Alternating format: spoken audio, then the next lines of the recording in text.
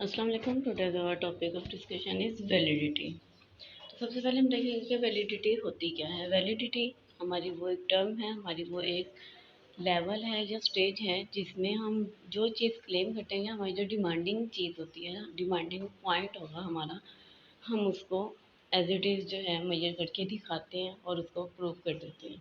ये हमारी चीज़ आ जाएगी कि वैलिड चीज़ है हमारी। फॉर एग्जांपल हमने टेस्ट जो प्रिपेयर किया है किसी चीज़ को मेजर करने के लिए। फॉर एग्जांपल हम डिप्रेशन के लिए टेस्ट मेजर कर रहे हैं। हम क्लेम करते हैं कि हमारा जो टेस्ट है उसमें जो आइटम्स होंगे वो हमारे जो है सोसाइटी में लोग हैं उनके डिप्रेशन को मेजर करेगा। तो हम उस टेस्ट को जब यूज़ करते हैं, हम उसको यूज़ करने के बाद प्रूफ करके दिखा देते हैं कि हमारी टर्म्स में ये पॉइंट्स है, इसको इसमें हमने डिप्रेशन को इस तरह से मेजर किए। मीन्स के हमारी जो भी डिमांड है हम उसको पूरा करके दिखा देते हैं और उसमें कंसिस्टेंसी भी एग्जिस्ट करे तो वो हमारी चीज़ जो है वैलिडिटी में लाई करेगी। इंट्रोडक्शन। साइकोलॉजिकल जो एसोसिएशन है उसमें हमारा ऑब्वियसली जो रिसर्चेज होती हैं या हमारा कोई भी क्लिनिकल ट्रीटमेंट चलेगा, हमने एंजाइटी हो, डिप्रेशन हो, स्ट्रेस हो, GAD हो हमारा, हमारे पास पर्सनालिटी डिसऑर्डर्स हो, एडिक्शन के हों या एमआर के केसेस हों, कोई भी हमारे पास जब केसेस आते हैं तो हमने उनकी वैलिडिटी देखनी होती है कि ये किस पॉइंट तक या किस लेवल तक, किस सेवेरिटी लेवल तक और किस माइल्ड लेवल तक ये एग्जिस्ट करते हैं। उन सारी इंफॉर्मेशन के अकॉर्डिंग हम इनकी ग्रेडिंग कर देते हैं और उस ग्रेडिंग के थ्रू हम जब भी कोई स्पेसिफिक जो डायग्नोस देना होता है तो हम उन चीज़ों को देखते हैं। ट्रीटमेंट भी हमारा वैलिडिटी की बेस पे होगा, रिलायबिलिटी की बेस पे होगा और हमारा जो डायग्नोसिस है उसमें भी वैलिडिटी रिलायबिलिटी बहुत ज़्यादा इम्पेक्ट रखती है अपना। तो इसी तरह से हमें रिसर्चेज में भी ज़रूरी है कि हम जो है वैलिडिटी को मेजर करें और उसकी मेजरमेंट के अकॉर्डिंग हम प्रॉपर एक फ्लो चार्ट आप कह लें या एक गाइडलाइन कह लें कि हम प्रोवाइड करें हम अपने जूनियर्स के लिए, प्रैक्टिशनर्स के लिए कि ये चीज़ें इस तरह से यूज़ होंगी। अच्छा जी, हमारे पास आ जाती हैं जो ट्रांजिटरी हमारे इमोशंस होते हैं जो कि हमारे सिचुएशन के अकॉर्डिंग जनरेट होते हैं। हम कह देंगे कि एक वैलिड टेस्ट जो है वो इसमें जो भी चीज़ें मेजर करेगा उसमें उनकी एक्यूरेट रिफ्लेक्शन होगी। रिफ्लेक्शन क्या होगी? मीन्स कि हमारे जो भी इमोशंस हैं वो किस वजह से जनरेट हो रहे हैं। हम परेशान हैं, जनरेट हो रहे हैं, आया कि हम खुश हैं तो जनरेट हो रहे हैं, या हमारे कोई और क्लूज हैं, हमारे कुछ इमोशनल डिसेबिलिटीज़ आप कह लें, इमोशनल कंट्रोल नहीं रहता, तो वो जो इमोशंस हैं इस वजह से क्रिएट हो रही हैं। तो ये सारी चीज़ें हम with the passage of time, with experience और अपनी एक्सपर्टीज़ के थ्रू इसको सीखते हैं और लेके चलते हैं असेसमेंट के लिए। बुकिश मटेरियल बहुत ज़्यादा इम्पैक्टफुल होता है क्योंकि अगर बुक्स नहीं होंगी हमें पता ही नहीं चलेगा। लेकिन जब हम इस तरफ से अपने प्रैक्टिशनल लाइफ में आते हैं तो दोनों हमारी जो लाइफ हैं, फील्ड हैं, वो बहुत ज़्यादा चेंज हो जाती है। लिखे हुए को जब हमने प्रैक्टिस में लेके आना है उसमें हमारा 80% डिफरेंस जो है वो काउंट होता है। तो आपकी एक्सपर्टीज स्किल्स बहुत ज़्यादा इम्पोर्टेंट हैं अगर आपने अपनी प्रैक्टिशनल लाइफ को मूव ऑन लेके जाना।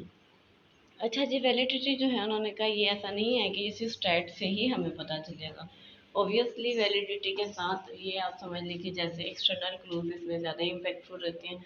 हमें पता चल जाएगा कि आप हमारा जो भी एग्जामिनी है वो हमारे टेस्ट को फिलअप कर रहे हैं लेकिन उसका मूड अच्छा नहीं है, तो हम ये बात अंडरस्टूड कर लेंगे कि ऑब्वियसली हमारे पास इस टेस्ट की वैलिडिटी अच्छी नहीं आएगी या हमारे पास कुछ एनवायरमेंटल इश्यूज़ की वजह से प्रॉब्लम फेस करनी पड़ रही होगी, लाइक लाइट इशू हो या गर्मी बहुत ज़्यादा हो, एयर इन्वायरमेंट ना हो, सीटिंग अच्छी ना हो, या हम जिस बंदे के साथ या बंदे के साथ बैठ के उस टेस्ट को फिलअप करवा रहे हैं, कर रहे हैं, वो उनमें बाउंडिंग अच्छी ना हो मीन्स, तो ये सारी चीज़ें आपकी वैलिडिटी पे ऑटोमेटिकली इम्पैक्ट रखती हैं। तो इसलिए वैलिडिटी जो है सिर्फ हमारा SPSS या हमारी स्टैटिस्टिक जो है उस पर ही डिपेंड नहीं करती है। हम इसको जो है बिहेवियर के थ्रू जो है मेजर भी कर सकते हैं। अच्छा जी, टाइप्स आ गए हैं वैलिडिटी की। वैलिडिटी की कौन कौन सी टाइप्स हैं जी? फर्स्ट वन इसकी कंटेंट वैलिडिटी है, क्राइटेरियन रिलेटेड वैलिडिटी आ जाएगी, थर्ड पे हमारी कंकरेंट वैलिडिटी आ जाएगी, फिर हमारी प्रिडिक्टिव वैलिडिटी है, नेक्स्ट वन हमारी कंस्ट्रक्ट वैलिडिटी है, एंड द लास्ट वन हमारी फेस वैलिडिटी है।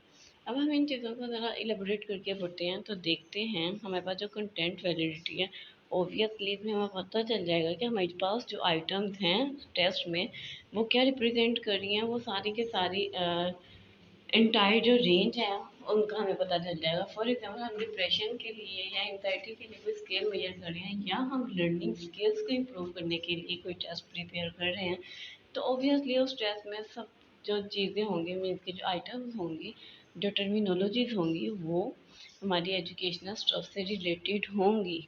उसका कंटेंट ऑटोमेटिकली ऐसा होगा तो हमें पढ़ के पता चल जाएगा ये चीज़ या फलां चीज़ किस चीज़ को मेजर कर रही है। अच्छा जी, इंडिविजुअल टेस्ट जो है क्वेश्चन, उसमें हमें पता चल जाएगा कि उसमें हम ज़्यादा सवाल हमें बनाने पड़ेंगे। इंडिविजुअल है, उसमें अपनी एक्सपेक्टेशन या अपनी एक्सपर्टीज के अकॉर्डिंग उसको फिलअप करना है तो हम उसको प्रोलॉन्ग वे में ले जाएंगे। नेक्स्ट हमारे पास आ जाता है कि कुछ केसेस में ऐसा भी होता है कि हम अगर टेस्ट को मेजर कर रहे होते हैं, किसी के ट्रेड्स को टेस्ट के थ्रू अगर देख रहे हैं, तो उसमें जो डिफ़िकल्टी डिफाइन की जाती है वो होगी जो भी स्कोरिंग, फाइनल स्कोरिंग उसकी करेगा। फाइनल स्कोरिंग में हमारे पास जो रेलिवेंस आ जाएगी आइटम्स की आपस में, उसको डिस्क्रिमिनेट करते हुए आपकी एक्सपर्टीज काउंट होंगी। कभी ऐसा होता है कि एक से ज़्यादा आइटम जो हैं, मीन के दो चार आइटम जो हैं वो एक ही चीज़ को मेजर कर रही होती है, लेकिन जब हम उसके आंसर को मार्क करेंगे या जो ऑप्शन है उन्हें सेलेक्ट करेंगे तो वो हम डिफरेंट कर देते हैं, वो हम सेम नहीं करते। उन चीज़ों में जो भी स्कोरर होगा, जो स्कोरिंग कर रहा होगा, उसकी एक्सपर्टीज मैटर करती है कि इसमें कितना सिवियरिटी लेवल या किस लेवल पे ये बंदा या बंदी लाई कर रही है। अच्छा जी, नेक्स्ट हमारे पास आ जाता है कि हमारे पास एक नहीं बल्कि दो से ज़्यादा इंडिपेंडेंट जो हैं होने चाहिए जो कि हमारे स्कोरिंग कर रहे होंगे। तो वो जो जजेस हैं उनकी जो भी रेटिंग होगी वो अलग अलग हो, फिर उन दोनों की रेटिंग को मेजर किया जाए।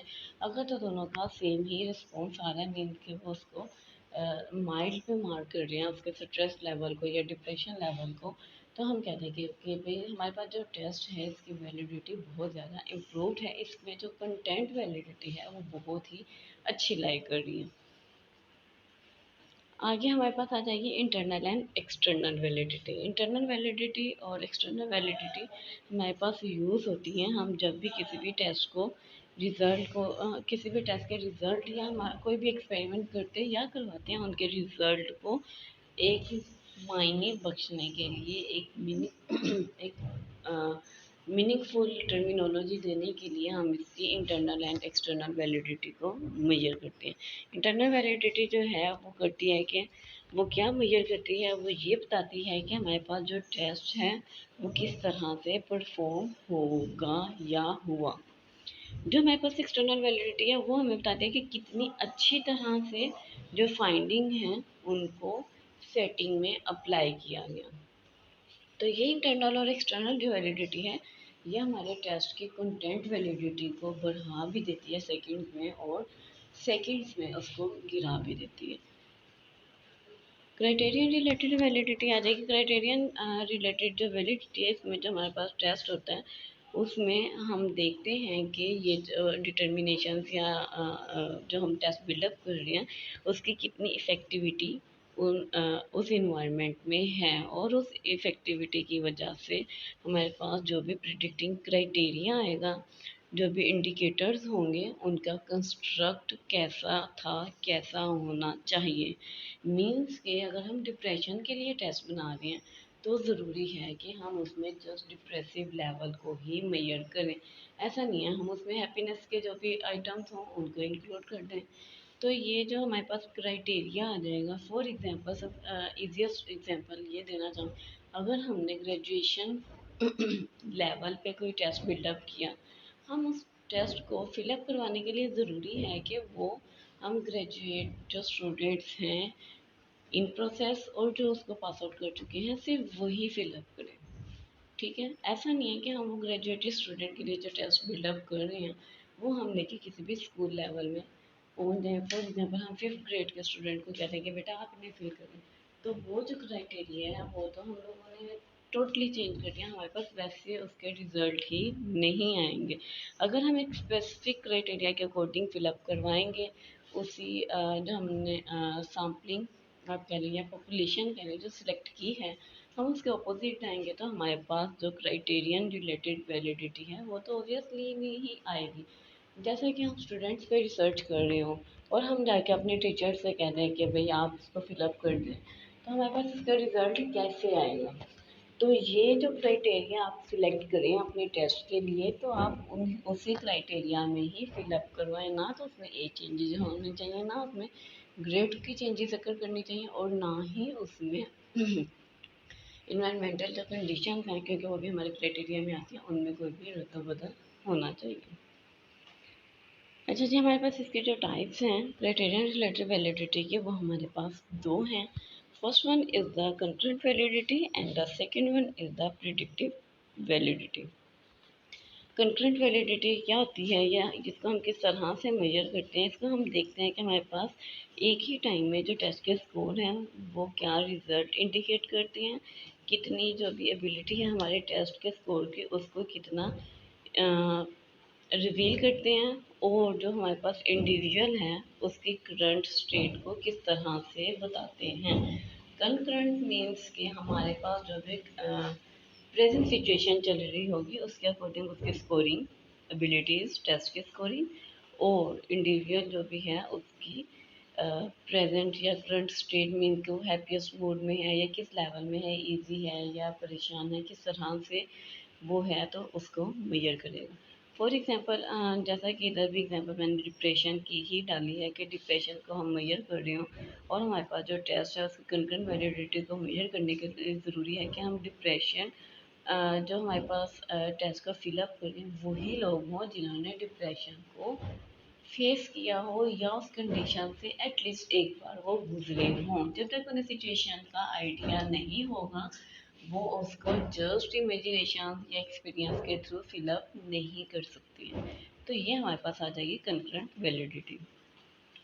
प्रिडिक्टिव वैलिडिटी को हम कब और किस तरह से मेजर करते हैं, इसको हम तब देखते हैं कि हमारे पास जो टाइम है आफ्टर द टेस्ट फिलअप, जब हम अपने टेस्ट को फिलअप करवा लेंगे तो हमारे पास किस तरह से जो भी रिजल्ट आएंगे हम उसको मेजर करते हैं। तो वो हमारे प्रिडिक्टिव मीन्स कि एक चीज़ हम लोगों ने एज्यूम कर लिया है, जिन लोगों ने डिप्रेशन फेस किया ऑब्वियसली वो लोग खुश नहीं होंगे, वो रिलैक्स नहीं होंगे, उन्हें कोई ना कोई एक स्पेसिफिक किस्म का फिट या कुछ इस तरह से ज़रूर होगा। तो उनकी जो प्रेजेंट सिचुएशन है जो कि हम लोगों ने पहले एज्यूम की है, लेकिन हम उसको बाद में मेजर कर रहे हैं प्रॉपर स्कोरिंग के थ्रू, तो वो हमारे पास प्रिडिक्टिव वैलिडिटी होगी।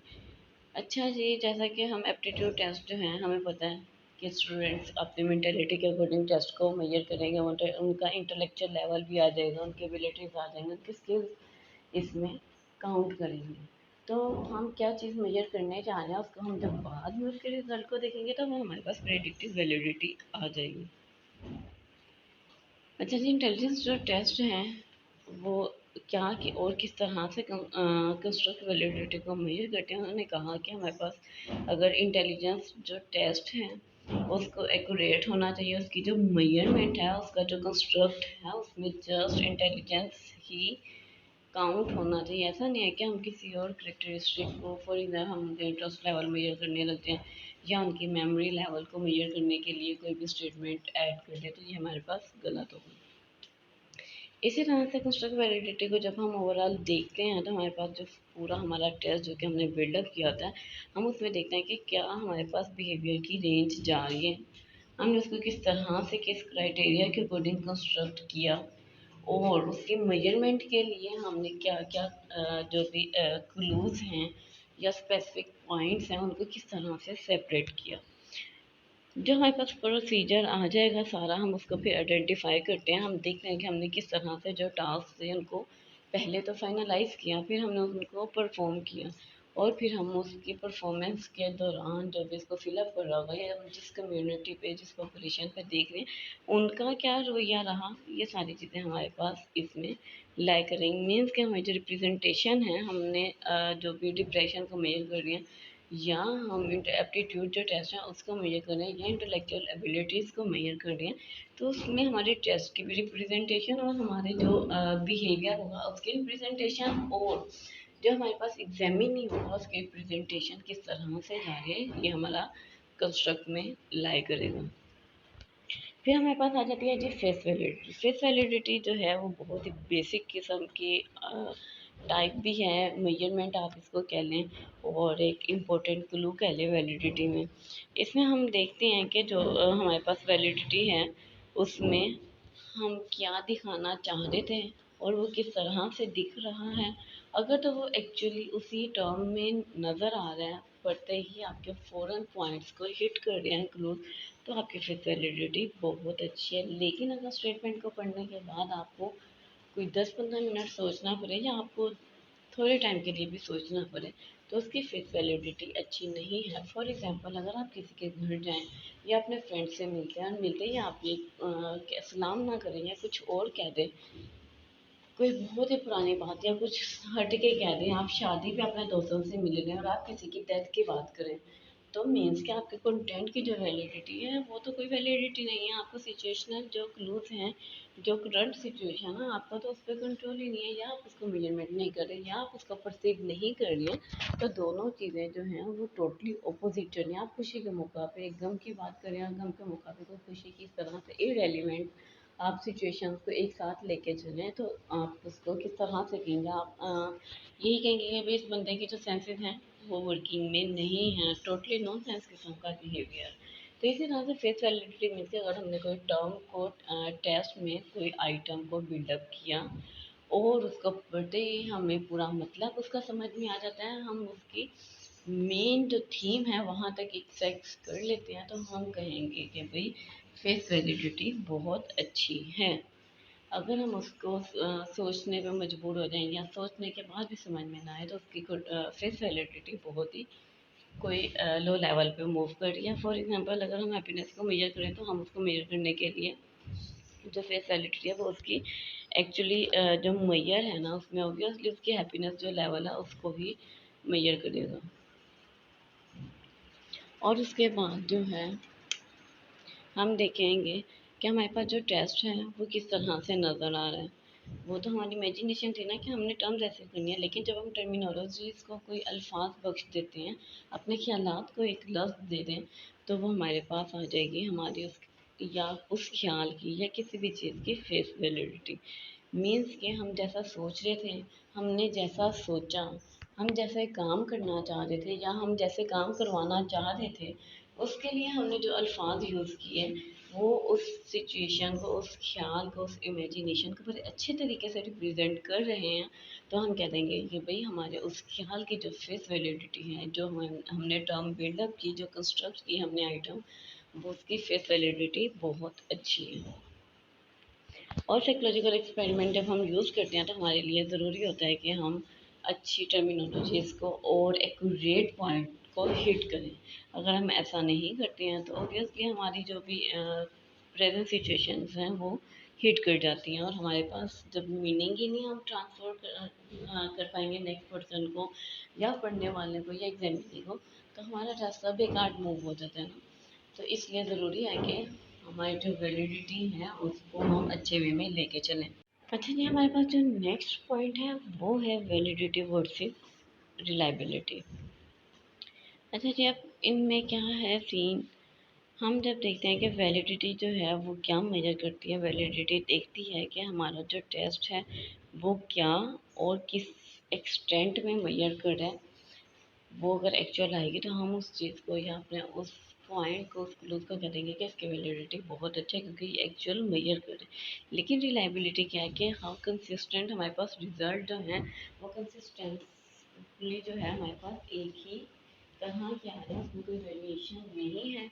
मीन्स कि अगर हमें भूख लगी है, हम कोई रेसिपी यूज़ कर रहे हैं, हम वो खाना बार बार बनाते हैं, तो हमारे पास सेम रिजल्ट आता है। ऐसा नहीं होता कि कभी उसमें कोई इंग्रेडिएंट इंक्रीज हो जाए या कम हो जाए। तो वो हमारे पास उसकी अगर तो सेम ही रिज़ल्ट आ रहा है, खाने का टेस्ट अच्छा है, उसकी स्मेल और जो है वो अच्छी है, सेंट अच्छी है, तो हम कह देंगे कि भाई इसकी रिलायबिलिटी भी एक्चुअली बहुत ही वैलिड है, बहुत ही अच्छी जा रही है हमारे पास। अच्छा, अब हम इनको कैसे मेजर करेंगे? हमारे पास 4 वेज हैं, 4 तरीके ऐसे हैं जिसमें हम वैलिडिटी और रिलायबिलिटी को मेजर करते हैं। सबसे पहले आ जाएगा हमारे पास इंटरनल कंसिस्टेंसी। इंटरनल कंसिस्टेंसी जो है वो क्या मेजर करती है? वो देखती है कि आइटम्स जो हैं एक ही टेस्ट में जो आइटम्स हैं उनके दरमियान में क्या डिफरेंस एग्जिस्ट कर रहे हैं। फिर सेकंड हमारे पास आ जाएगी, वो है इंटररेटर। इंटररेटर जो कंसिस्टेंसी आप कह लें या वैलिडिटी रिलायबिलिटी कह लें, वो ये मेजर करती है कि हमारे पास जो मल्टीपल इंडिपेंडेंट जजेस होंगे जो कि स्कोरिंग करते हैं या किसी चीज़ को जज करते हैं, ठीक है, उनकी जो टेस्ट है उसकी रिलायबिलिटी पे उनकी कितनी कमांड है। फिर हमारे पास आ जाएगा पैरेलल और अल्टरनेट फॉर्म्स। पैरेलल और अल्टरनेट जो फॉर्म्स हैं हमारे पास, उसको हम किस तरह से डिफरेंट वेज में यूज़ करते हैं एक ही टेस्ट के लिए, और फिर हम उसके रिजल्ट को मैयर करते हैं। फोर्थ वन हमारे पास आ जाएगा टेस्ट रीटेस्ट। टेस्ट रीटेस्ट में हम देखते हैं कि हमारे पास जो भी मेयर्स हैं रिलायबिलिटी की, उनका जो रिजल्ट है वो किस तरह से एडमिनिस्टर किया जाता है सेम आइटम्स के लिए या सेम टेस्ट के लिए, लेकिन हम उसमें इन्वायरमेंटल डिफरेंसेस कह लेंगे कि वो चेंज कर देते हैं, या हम उसमें जो एक्सटर्नल फैक्टर्स हैं लाइक मूड स्विंग्स और टाइमिंग चेंज कर देते हैं, हम उनके डिफरेंस को बार बार टेस्ट करवाएंगे। हम एक ही टेस्ट सुबह करवा रहे हैं, शाम करवा रहे हैं, दोपहर में करवाएंगे, रात में करवाते हैं, गर्मी में करवाएंगे, अच्छे मौसम में, बादल वाले मौसम में, क्लाउडी जो हमारे पास इन्वायरमेंट है उसमें करवाएंगे। मीन्स कि हर सिचुएशन में हम उस टेस्ट को करवाते हैं, फिर हम उनके रिजल्ट को मेजर करते हैं। अगर उनकी वैलिडिटी रिलायबिलिटी सेम हो तो हमारा जो टेस्ट है वो अप्रूव्ड है, और इस जो टेक्निक है इसका हम टेस्ट री टेस्ट वैलिडिटी या रिलायबिलिटी के नेम से डिनोट कर देते हैं। अच्छा जी, ये इम्पोर्टेंट है हमारे लिए कि हम अगर कोई टेस्ट है उसको रिलायबल बनाएं तो हम उसको वैलिडिटी के बगैर रिलायबल नहीं बना सकते। दोनों चीज़ें आपस में इंटर रिलेट करती हैं। अगर उसकी वैलिडिटी अच्छी है, रिलायबिलिटी अच्छी नहीं है, वो टेस्ट तो वैलिड ही नहीं है। और अगर उसकी वैलिडिटी अच्छी है, रिलायबिलिटी अच्छी नहीं है, तो हमारे पास वो टेस्ट भी रिलायबल नहीं होगा। हमारे पास जो कंसिस्टेंट रिजल्ट हैं उन्होंने ये ज़ाहिर नहीं करना होता कि हम उसको मेजर कर रहे हैं या नहीं कर रहे हैं। वो हम उसमें देखेंगे कि जिसने टेस्ट बनाया उसने किस तरह से इसको डिज़ाइन किया कि इसके चेंजेस में या इसके यूजेज में अगर कुछ चेंज आ भी जाए लेकिन इनकी वैलिडिटी और रिलायबिलिटी मेंटेन रहनी चाहिए। अच्छा जी, हमारे पास आई है कन्वर्जेंट वैलिडिटी। कन्वर्जेंट वैलिडिटी जो है वो हेल्प आउट करती है हमें जब हम कंस्ट्रक्ट वैलिडिटी को बना रहे हों, और वो हम देखते हैं कि हमने डिफरेंट दो किस्म के मेजरमेंट लेते हैं और उसको हम एक प्रॉपर प्रोसीजर के थ्रू या रिसर्च के थ्रू लेके चलते हैं। फॉर एग्जांपल के पार्टिसिपेंट जो हैं, हमने उनकी ऑब्जर्वेशन करनी है एक सर्वे के थ्रू, और हम देखेंगे कि हमारे पास जो डाटा कलेक्शन है उसमें हमारा जो कंस्ट्रक्ट है, हमने एंगर, डिप्रेशन और मोटिवेशन, जो भी हमारे पास टेस्ट की परफॉर्मेंस होगी या हम डिफरेंट टास्क देंगे हम उसको मेजर करेंगे। तो इसमें हमारा कंस्ट्रक्ट वैलिडिटी भी बहुत ज़्यादा मीन्स कि हमने उसको किस वे में बनाया या बना रहे हैं या बना चुके हैं। अब उसकी इम्प्लीमेंटेशन हम एक्चुअल इन्वायरमेंट में करेंगे तो हमने उनका डिप्रेशन, मोटिवेशन या जो भी हम उन्हें टास्क देंगे हम उसको मेजर करेंगे, और उसमें हम देखेंगे कि इन चीज़ों की डिप्रेशन है या कोई मोटिवेशन है या कोई गुस्सा है या कोई टास्क परफॉर्मेंस में इशू है या कंप्लीशमेंट है, तो इन चीज़ों का आपस में कितना स्ट्रॉन्ग रिलेशन है और इनकी स्कोरिंग किस तरह से इफ़ेक्ट कर रही है। ये सारी की सारी चीज़ें हमारे पास आ जाएंगी कन्वर्जेंट वैलिडिटी में। ऑब्वियसली हमारे पास अगर दो वेरिएबल हों तो हमारे पास हमने एक दूसरे को मीट जरूर करते हैं। फॉर एग्जाम्पल अगर डिप्रेशन है या एंगर है और साथ में मोटिवेशन भी होगी। अगर हमारे पास डिप्रेशन है तो हमारे पास ऑब्वियसली अपने टास्क को फिलअप करने के लिए भी जो टाइम है वो रिक्वायर होगा। तो हमारे जो वेरिएबल हैं वो आपस में चलते हैं एक पॉइंट तक एक दूसरे को हिट करते हुए। अब हम इसका कंस्ट्रक्ट क्या करेंगे कि हम एक रिसर्च करते हैं जिसमें हम स्लीप क्वालिटी को मेजर करेंगे। अब हम देखेंगे कि स्लीप वैलिडिटी जो है या रिलायबिलिटी है उसको हम किस तरह से एक प्रॉपर रिसर्च में लेके चलते हैं, एक सर्वे में लेके चलते हैं। हमने उनका रिलेशनशिप देखना है कि जो फिटनेस लेवल है उन लोगों में जिनकी स्लीप अच्छी है, क्वालिटी स्लीप है, वो कितना एक्यूरेट है, उनकी लाइफ कितनी इम्पैक्टफुल रहती है, उसमें कोई इशू नहीं आता।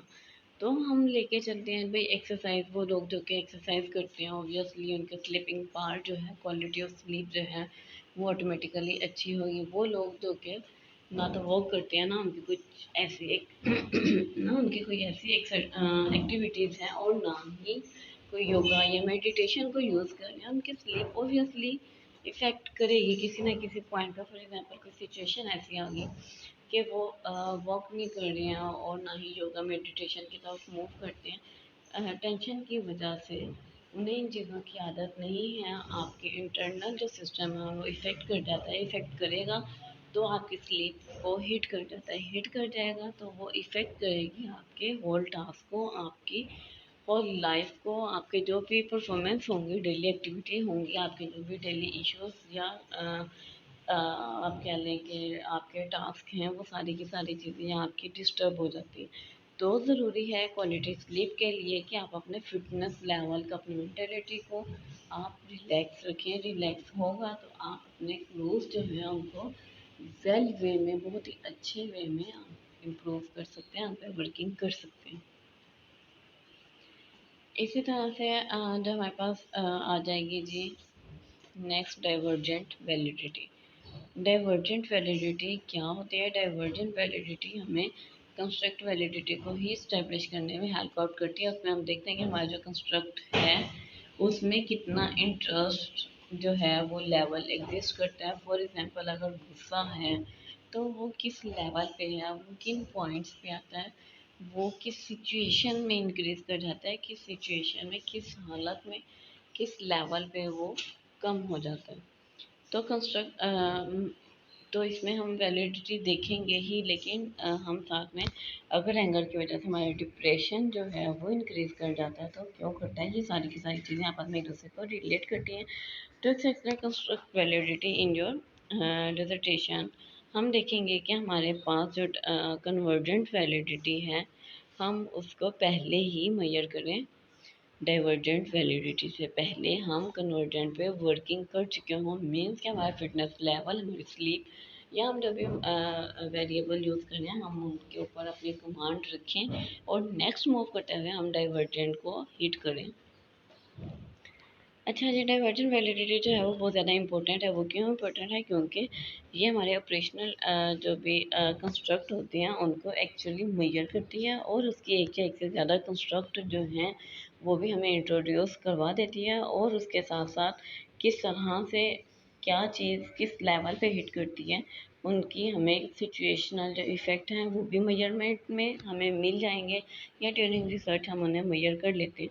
तो सबसे पहले हम देखते हैं कि हमारे पास जो रिलायबल ऑपरेशनल इसका जो कंस्ट्रक्ट लेके चलते हैं या क्वेश्चनिंग है या हमारे पास जो सर्वे है वो किस तरह से हमारे एंगर को एक ही तरीके से हिट करता है या एक से ज़्यादा तरीक़ों से हमारे लेवल को इंक्रीज़ कर देता है।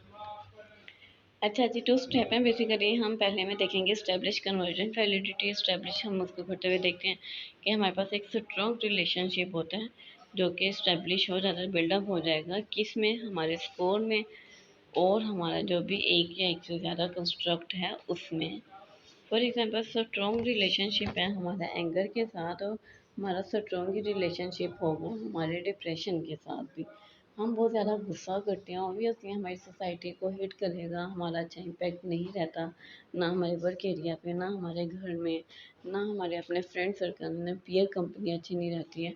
जब हमारी सोशल जो लाइफ है वो इम्पेक्ट करेगी तो हम डिप्रेशन जो है उसको फेस करेंगे। तो हमारा जो एंगर है वो डायरेक्ट हिट करता है हमारे डिप्रेशन को। अच्छा जी, अब हम इसको इस्टेब्लिश करते हुए देखते हैं कि हमारे पास डिफरेंट ज़रूरी नहीं है कि गुस्सा जो है वो सिर्फ काम की वजह से है। हो सकता है कुछ पर्सनल इश्यूज़ हों, हो सकता है कुछ सोसाइटल इश्यूज़ हों, हो सकता है कुछ जेनेटिक इश्यूज़ हों, हो सकता है कि हमारे जब मैनेजमेंट इश्यूज़ हों वो नहीं हिट करें। तो हमारे जो भी ऑब्जर्वेशनल स्कोरिंग होगी हम उन्हें कंपेयर करेंगे और कंपेयर करके हम अपने सर्वे की जो स्कोरिंग होगी उसको भी देखेंगे। उसको देखने के बाद हम इन चीज़ों को रिलेट करेंगे और एक पेपर फॉर्म में या हमारे पास एक पॉम्फलेट फॉर्म में उसको रिप्रेजेंट या प्रेजेंट करते हुए हम बता देंगे कि ये क्लूज इस तरह से हमारी वैलिडिटी को या हमारा जो भी एग्जामिनी है उसकी लाइफ को हिट करते हैं और हिट करने के बाद हमारे एंगर पे हमारे डिप्रेशन को अपने जो भी इफ़ेक्टिविटी या जो भी असरात हैं उसको इस तरह से रिवील करवा देते हैं। हमारे पास जी अब हमने दो चीज़ों को ही मेजर किया, एक स्लीप क्वालिटी और स्लीप क्वांटिटी। स्लीप क्वालिटी कब अच्छी होगी हमारे पास स्लीप क्वालिटी हमारे पास तब अच्छी होगी जब हमारे पास हमारी जो मेंटेलिटी है हम रिलैक्स होंगे, इश्यूज़ को मैनेज करने की पावर होगी, सेंस होगी।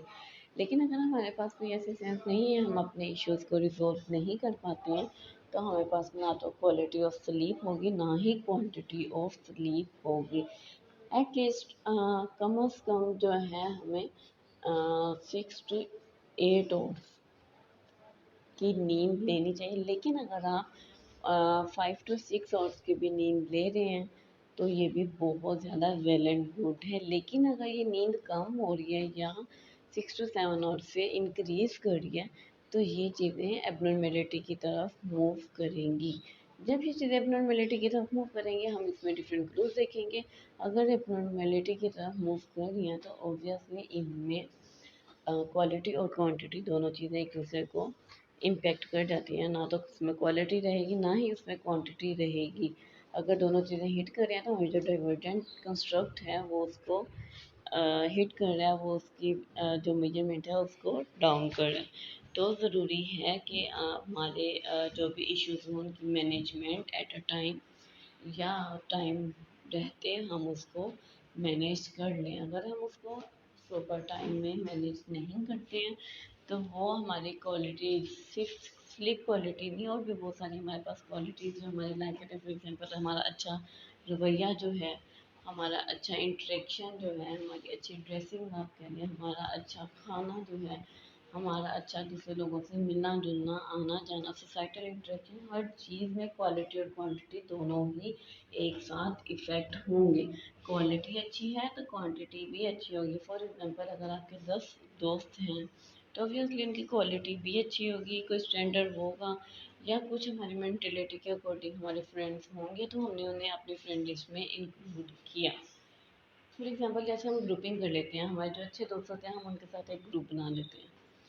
10 हैं, 20 हैं, 50 हैं, 100 हैं, जितने भी दोस्त हों। अगर हम बहुत सारे लोगों से इंटरेक्ट कर रहे हैं, फॉर एग्जाम्पल हमारा टोटल इंटरेक्शन है वो 250 या 500 लोगों के साथ है, लेकिन हमने उनमें से 150 जो दोस्त हैं उन्हें अलहदा किया और एक ग्रुप बना लिया, तो ऑब्वियसली उनकी कोई ना कोई तो क्वालिटी अच्छी होगी। क्वालिटी अच्छी है मीन्स कि अगर आपने स्क्रीनिंग की है तो उनकी क्वांटिटी भी अच्छी होगी। ऐसा नहीं है कि आपने 500 के 500 लोगों को ही अपनी फ्रेंड लिस्ट में, अपने फ्रेंड ग्रुप में इंक्लूड कर लिया। अगर वो अच्छे नहीं होंगे तो आप इन 10, 50 या 100 लोगों को भी इंक्लूड नहीं करेंगे। तो क्वालिटी और क्वांटिटी आपकी डाइवर्जेंट में एक दूसरे को ऑटोमेटिकली हिट करती है। अच्छा जी, नेक्स्ट हमारे पास है threat internal and external validity. Internal validity के क्या हमारे पास थ्रेड्स होंगे और उसमें हमारी आ जाती है जी हिस्ट्री।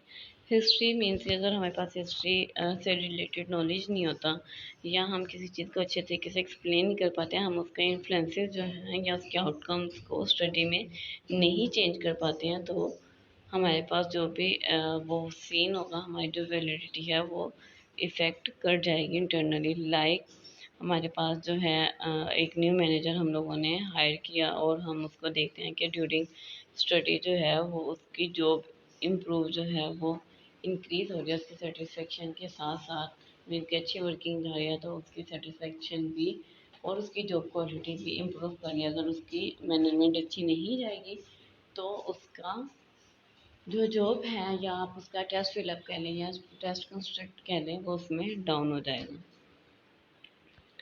तो इसलिए ज़रूरी है इंटरनल वैलिडिटी को मेंटेन रखने के लिए कि हम किसी भी चीज़ की, किसी भी पॉइंट, किसी भी टर्मिनोलॉजी की हिस्ट्री से बखूबी अवेयर हों।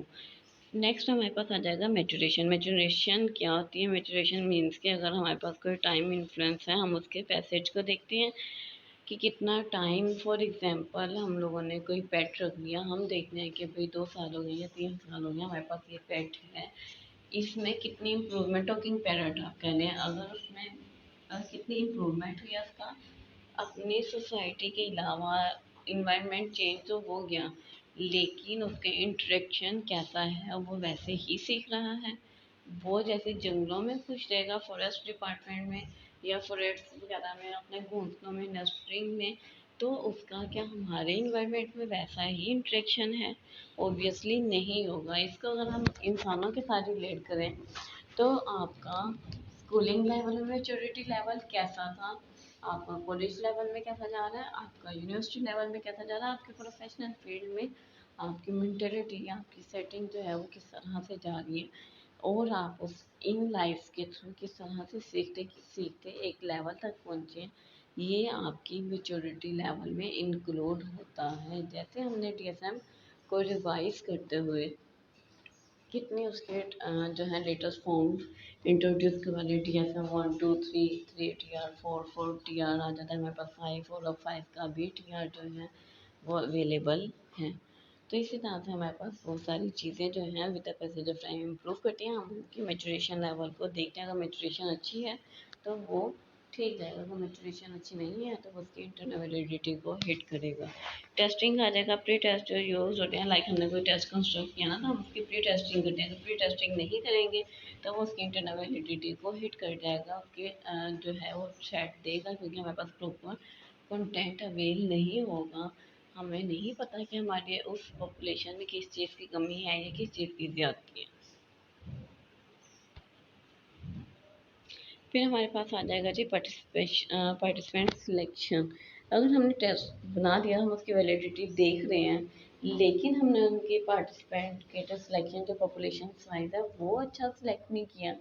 पहले की तरह हमने बनाया तो प्रोफेशनल के लिए, लेकिन हम स्टूडेंट से यूज़ करवा रहे हैं, फिलअप करवाएंगे, तो हमारा जो वैलिडिटी है, रिलायबिलिटी है, वो लो हो जाएगी। वो लो होगी तो हमारे पास प्रॉपर रिजल्ट नहीं आएंगे, तो वो हमारी वैलिडिटी को ऑटोमेटिकली शेड कर रहा है, क्योंकि हमने सिलेक्शन सही नहीं की। नेक्स्ट हमारे पास आ जाएगा एट्रीशन। एट्रीशन में क्या है, हम देखते हैं कि एक हमारे पास लॉन्ग स्टडी है, उसमें हम हमारे पास जो पार्टिसिपेंट हैं वो ड्रॉप भी हो रहे हैं। फॉर एग्जांपल जैसे हमारे पास सर्वेज होते हैं ना, तो हम सर्वे बहुत ज़्यादा प्रॉब्लम होता है। कभी कभी तो ऐसा होता है कि हम उनकी क्वालिटीज़ को या क्लूज़ को, जो हमारे मेन पॉइंट है ना, मैयर करते हैं, अक्सर लोग जो हैं वो उसमें से स्किप कर जाते हैं। फॉर एग्जांपल आप ये देख लीजिए, अगर हमारा कोई हम सेमिनार करवाते हैं यूनिवर्सिटी में, हमारे पास इनिशियली जो है कोई 1500 स्टूडेंट्स आ जाते हैं हमारे ऑडिटोरियम में, लेकिन जैसे जैसे टाइम गुजरता है या हम फंक्शन वगैरह पे जाते हैं, तो Aahista Aahista at the end हमारे पास लोग कम हो जाते हैं। तो वो क्यों कम होते हैं या क्यों ज़्यादा होते हैं? कभी ऐसा होगा कि आप किसी सर्कस में या किसी फंक्शन को, सेमिनार वेबिनार में जाते हैं, इनिशियली स्टूडेंट कम होते हैं, लेकिन एट द एंड कभी इंक्रीज हो जाते हैं। तो ये जो वाइस वर्सा सिचुएशन है, ये हमारी एट्रिशन में एग्जिस्ट करती है। और ये क्यों करती है कि आपने अपने टेस्ट को किस तरह से बिल्डअप किया। ऐसा नहीं है कि टेस्ट को फिल करते हुए आपके पास जो है लोग इक्वली उसको इंजॉय करें। अगर वो इक्वली इंजॉय नहीं करते, अगर इंटरेस्ट लेवल मेंटेन नहीं रहता, तो आपकी एट्रिशन इफेक्ट कर जाती है। अच्छा जी, एक्सटर्नल वैलिडिटी के लिए हमारे थ्रेड्स क्या क्या हैं, हम उन्हें मुहैया करेंगे। सबसे पहले हमारे पास टेस्टिंग आ जाएगी। टेस्टिंग क्या है कि हमारे जो पार्टिसिपेंट है या पार्टिसिपेशन जो है, उसमें हमारी प्री टेस्ट के जो भी इन्फ्लुएंसेस होंगे, हम उनके रिएक्शन को ट्रीटमेंट के साथ रिलेट करेंगे, उनको उसी के अकॉर्डिंग क्वेश्चनियर्स के थ्रू बिल्डअप करेंगे। हमारे पास जो भी डिमांडिंग करेक्टरिस्टिक्स होंगी, हम उन्हें अच्छे वे में रिवील करवा देंगे। फिर हमारे पास आ जाएगा जी सैम्पलिंग बायस। समथिंग बायस मीन्स के जैसे हम अपनी फील्ड में कहते हैं ना एज अ प्रोफेशनल, कि आप अगर साइकोलॉजी के स्टूडेंट हैं तो being a student, being a professional therapist, counsellor, आपकी फील्ड में बायसनेस नहीं एग्जिस्ट करनी चाहिए। बायसनेस सिर्फ ये नहीं है कि आप अपने क्लाइंट्स के साथ इंटरेक्ट करते हुए उनके जो इश्यूज हैं उनकी रियल लाइफ को जाके जीना शुरू कर दें या फील करना शुरू करके आप साथ में रोना शुरू कर दें। तो वो साइकोलॉजिस्ट, वो थेरेपिस्ट जो कि अपना क्लाइंट के साथ मिल के आंसू बहाते हैं, वो कभी भी प्रोफेशनल लाइफ में मूव ऑन नहीं कर पाते हैं। वो अपनी फील्ड में बाइसनेस को क्रिएट कर देते हैं। इसी तरह से जो है बाइसनेस वो इंक्रीज नहीं होनी चाहिए। आपके जो इश्यूज हैं आपकी प्रोफेशनल लाइफ में नहीं आने चाहिए। फॉर एग्जांपल आपके जो पर्सनल इश्यूज हैं आप उनको आप साइड पे रखें या उनको रिजॉल्व करें, मैनेज करें।